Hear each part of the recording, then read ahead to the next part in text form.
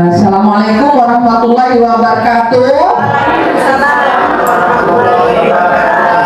Semangat pagi, pagi luar biasa. Alhamdulillah. Masih semangat ya Bapak Ibu ya. Walaupun tadi jam tidur, tapi masih jam kerja kita. Jadi kami pihak sekolah tidak melanggar peraturan untuk menahan Bapak Ibu dalam kegiatan peningkatan kompetensi Bapak Ibu sekalian. Sekaligus kita saling refleksi, saling sharing pada hari ini. Nah, sesuai dengan agenda kita bahwa beberapa waktu kemarin kita sudah memahami PPT PPB. Memahami PPB? Pola pikir tetap, pola pikir bertumbuh, grow dan fix mindset. Kemarin hasilnya apa Bapak Ibu? Grow ya. Ada grow, ada yang GF. Yang grow ada 10 atau 15 orang kemarin. Yang GF juga ada. Jadi itu kenyataan. Kenyataan kita di sini Bapak Ibu setelah saya analisa, kenyataan kita di sini tidak bisa dipungkiri. Setiap ada hal-hal yang baru, semua semangat kita menyambutnya. Tapi kalau tidak didampingi terus akan mundur lagi. Jadi tugas ulun sebagai mendampingi Bapak Ibu harus terus mendampingi. Jadi lewat kembalilah harus selalu kita mendampingi dan mengingatkan. Kita watawasau bil haq watawasau bis sabr, dalam berlomba dalam kesabaran, berlomba-lomba dalam untuk menuju kebaikan. Jadi tidak ada yang menyesatkan ya Bapak Ibu, mohon maaf tidak yang menyesatkan hari ini, tapi kita sama-sama untuk mengarahkan untuk kebaikan kita bersama. Nah, hasil kemarin pretest itu ternyata analisisnya kita perlu pendampingan. Nah, pendampingannya penguatan, makanya di sini penguatan saja lagi. Penguatan tentang pembelajaran mendalam. Nah, untuk kemarin hasilnya itu maka kita mengadakan lokal karya penguatan pembelajaran mendalam. Ada 4 kerangka pembelajaran mendalam. Masih ingat Bapak Ibu? Waktu sampaikan waktu kita di sana kemarin, nanti kita ada post-test ya Bapak Ibu ya. Ada post-test, nanti Rigo soal yang kemarin saja Rigo, tapi dia bolak-balik nomornya. Kita ada post-test, nanti besok post-testnya ya. Kita jam-jam setelah masuk dulu 2 jam pertama kelas, kita masuk ke sini lagi untuk mengadakan post-test. Ya, mengadakan post-test tentang pembelajaran mendalam. Soalnya masih diingat-ingat soal pretest kemarin, tapi post-testnya akan dibolak-balik. Dan hasilnya kita perlu pendampingan, penguatan. Harapannya hasil nanti benar semua ya. Benar semua setelah kita beberapa kali pertemuan.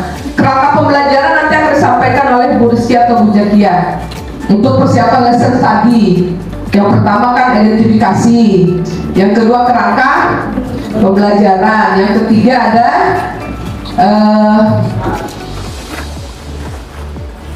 kemitraan, yang keempat itu ada asesmen dalam kerangka pembelajaran tersebut. Kerangka pedagogisnya apa? Nanti ada apa Bu Rizky atau Bu Jakia nanti menyampaikan. Sebab kita lesson tadinya Bu Yuyun kan kemarin guru model, jadi kita berharap yang bertiga orang kemarin berangkat pelatihan PM itu sebagai guru model walaupun sudah diobservasi, yaitu karena itu OJT kepala sekolah, jadi harus ada melakukan lesson study dan guru modelnya nanti Bu Jakia, Bu Rizky, Bu Yuyun. Nanti yang akan diobservasi itu nanti ditayangkan ya RPP-nya, yang ditayangkan RPP-nya. Bu Jakia mungkin ada RPP di bawah ya, nanti biar teman-teman semua jadi kita lebih detail ya. Kalau kemarin Bu Yuyun hanya sekilas, tapi hari ini lebih detail lagi untuk menayangkan RPP pembelajaran mendalam.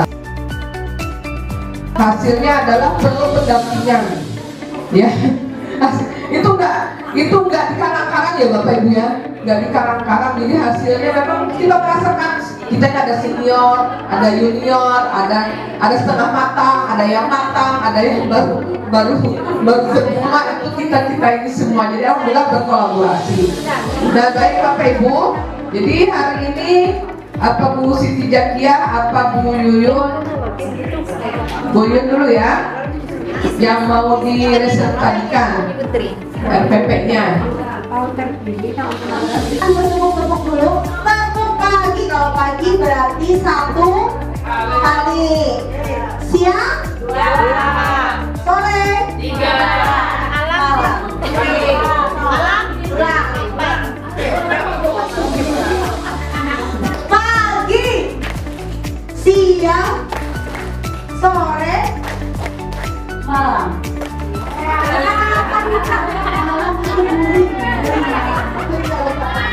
Jadi pakai pun saya tunggu tangan yang sehat. Tangan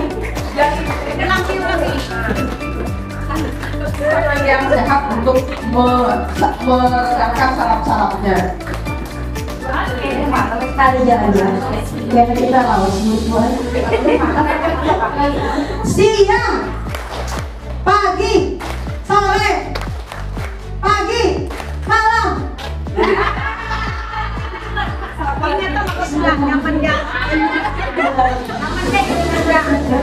Boleh hanya mencantumkan materi pelajaran. Kemudian dimensi profil lulusan yang 8 itu cantumkan saja, misalnya 2 atau 3, kan tidak mungkin semuanya terpenuhi. Kita nanti susah kalau mau memenuhi semuanya. Jadi di punya saya itu hanya 3. Ada beriman, bertakwa kepada Tuhan Yang Maha Esa, kemudian penalaran kritis, dan berkolaborasi, karena mereka nanti akan berkelompok. Kemudian ada desain pembelajaran. Di desain pembelajaran itu ada tujuannya. Nanti di tujuan pembelajaran dia pasti akan connect ke asesmen. Tujuan pembelajarannya misalnya kita ambil 2, otomatis asesmennya tidak boleh kurang dari 2, dan kita semua pun sudah tahu itu gitu. Bahwa asesmennya bisa jadi 3 atau 4, yang pasti dia 2 atau lebih dari 2. Akan bermakna. Di IPA akan ada banyak sekali hal-hal yang membuat siswa menyenangkan. Menyenangkan itu bisa jadi kita menggunakan praktikum. Tanya saja kepada anak-anak. Saya bertanya, hari ini minggu kemarin kami praktek. Hari ini apa yang artinya materi biasa gitu. Saya bertanya, minggu depan kita mau praktek lagi atau saya menjelaskan atau apa, biasanya kita menggunakan ini. Mau praktek lagi Bu, kalian suka yang mana? Lebih suka yang praktek dibandingkan yang teori saja. Iya, itu Langsung aja daripada dibuang waktu ya. Begini, pada intinya Ulun kan sering jadi sekretaris ya, workshop segala macam, sering mengumpul RPP itu kan dulu ya, modul aja. Yang saya lihat adalah ketidakselarasan antara tujuan pembelajaran, langkah-langkah pembelajaran, dan asesmen pembelajaran. Maksudnya itu begini, tujuannya J, langkah-langkahnya A, asesmennya B. Kayak copy paste begitu, dan kebanyakan tujuan pembelajaran itu juga akan membingungkan ketika membuat asesmen.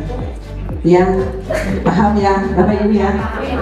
Terus lagi ketika membuat langkah-langkah pembelajaran, terus asesmen itu sesuaikan dengan dimensi profil lulusan.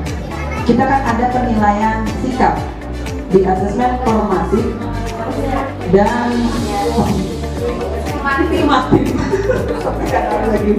baik. Nah itu seringkali gini, sering terjadi, itu juga yang saya lihat. Ya, saya sambil baca-baca begitu. Kok tidak ada hubungannya begitu dengan sikap yang mau dicapai, begitu ya. Sikapnya misalnya begini. Ada kolaborasi, komunikasi, tapi tidak ada penilaian dari komunikasi itu tadi. Komunikasi yang dinilai ini kan presentasinya, yang dimaksudkan itu kolaborasi, nilai, diskusinya, bisa di penilaian formatifnya begitu, ya, proses pembelajarannya begitu. Itu saja pesan dari saya. Ada yang mau ditanyakan mungkin? kita tuh sering miskonsepsi ya Bu, ketika kita membuat RPP itu, kita menentukan tujuan pembelajaran lalu langsung membuat langkah-langkah. Nah itu fatal ternyata. Jadi ketika kita menentukan tujuan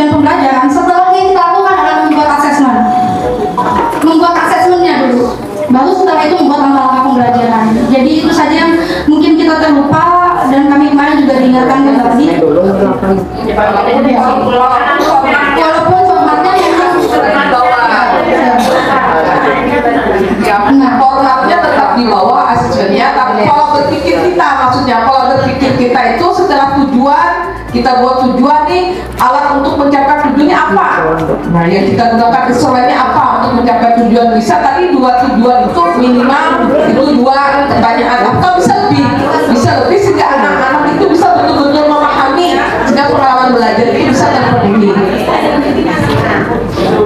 Dan mengenai lingkungan pembelajaran itu adalah lingkungan yang ingin kita ciptakan selama pembelajaran. Kalau tadi Bu Yuyun membagi menjadi 3, yaitu lingkungan virtual, apalagi Bu?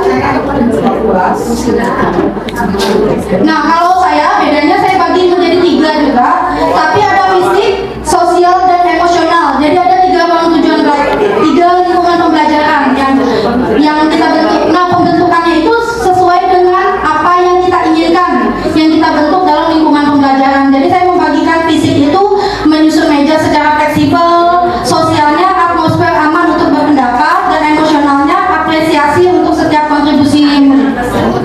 Jadi kalau untuk lingkungan pembelajaran menyesuaikan dengan masing-masing lingkungan yang ingin kita ciptakan. Terima kasih. Bapak Ibu semua, mohon maaf jika pada awal tadi ada hal-hal yang tidak menyenangkan dan menyenangkan dan membuat Bapak Ibu sedikit merasa tidak nyaman.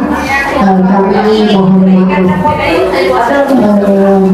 Untuk mengakhiri kegiatan kita pada sore